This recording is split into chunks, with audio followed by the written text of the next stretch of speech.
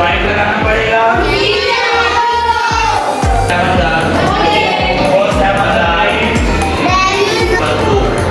अब देखें, ये मेथड उससे भी ज्यादा आसान है। कैसे? हमारे पास फ्रैक्शन क्या है? 3 बटा हाफ बचेगा। ऊपर से क्या लेकर आए?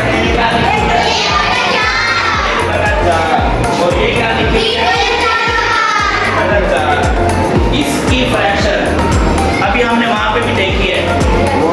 तो इस फ्रैक्शन को आप करना है, मैच करना है। मैच 1/2 किसके साथ मैच होगा? 1/4 किसके साथ मैच होगा? मैच करना है। ये पकड़े, ये देखिए आपके पास फ्रैक्शन है। जल्दी करें। 3/4 का डेसिमल क्या है? उसके साथ मैच करनी है। जो मनाम के पास है ना, उसमें नहीं मैच करना, उसमें आपने लिख लेना है, फिर मैच कर देना, लिख के फिर मैच कर देना। ठीक है, हाँ लिखाएं। बता दिया या नहीं?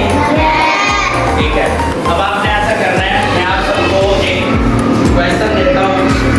इस क्वेश्चन को आपने कन्वर्ट करना